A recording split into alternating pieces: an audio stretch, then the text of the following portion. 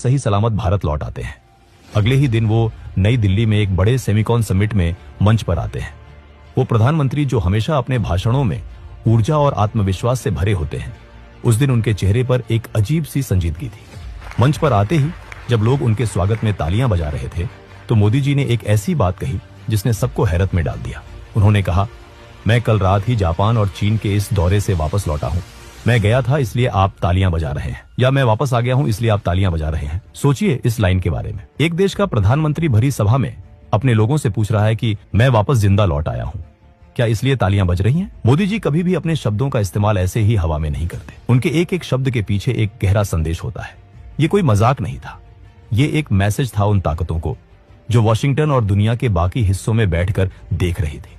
ये बताने का तरीका था कि हम जानते हैं तुमने क्या किया और हमने तुम्हारा क्या हाल किया। और इस घटना के बाद पीएम मोदी की आगे की आधी से ज्यादा इंटरनेशनल ट्रिप्स अचानक से कैंसिल या पोस्टपोन कर दी गई। यूनाइटेड नेशंस जनरल असेंबली का सेशन जिसमें पीएम मोदी को बोलना था, उसे उन्होंने स्किप कर दिया। गाजा पीस समिट जिसमें इजिप्ट के प्रेसिडेंट आने वाले थे और पीएम मोदी का आना तय था, उसे भी उन्होंने स्किप कर दिया।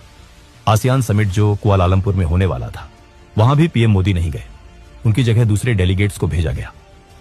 एक महीने के अंदर इतने सारे बड़े इंटरनेशनल प्लेटफॉर्म से प्रधानमंत्री का पीछे हटना, क्या ये सिर्फ एक कोइंसिडेंस है या फिर सिक्योरिटी थ्रेट इतना बड़ा है कि एजेंसियां कोई भी रिस्क लेने को तैयार नहीं है? इस पूरे एपिसोड के पीछे आखिर मंशा क्या थी? अमेरिका जैसा देश जो भारत को अपना स्ट्रेटेजिक पार्टनर बोलता है, वो ऐसी नापाक साजिश क्यों रचेगा? इसे समझने के लिए आपको पड़ोस में देखना होगा। पिछले कुछ समय में हमारे पड़ोसी देशों में क्या हो रहा है। बांग्लादेश में पूरी तरह से तख्तापलट हो गया, हिंसा और आगजनी हुई। नेपाल में लगातार ऐसी स्थिति पैदा की जा रही है जिससे वहां अशांति आए।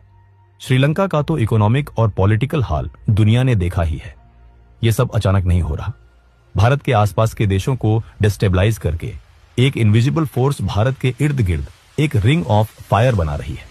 CIA का तो इतिहास रहा है दूसरे देशों में रिजीम चेंज करवाने का, चाहे वो साउथ अमेरिका हो, मिडिल ईस्ट हो या एशिया। जब कोई नेता उनके हिसाब से नहीं चलता, जब कोई देश अपनी इंडिपेंडेंट फॉरेन पॉलिसी फॉलो करता है, आंख में आंख डालकर बात करता है, तो उनका अहंकार आहत होता है। पीयूष गोयल का वो धमाकेदार बयान आपको याद होगा। उन्होंने भरे मंच से अमेरिका को चेतावनी देते हुए कहा था, आप हमारे सर पर बंदूक रखकर हमसे ट्रेड डील्स नहीं कर सकते। एक यूनियन मिनिस्टर का ऐसी भाषा का प्रयोग करना कोई छोटी बात नहीं है। ये किस बंदूक की बात कर रहे थे पीयूष गोयल?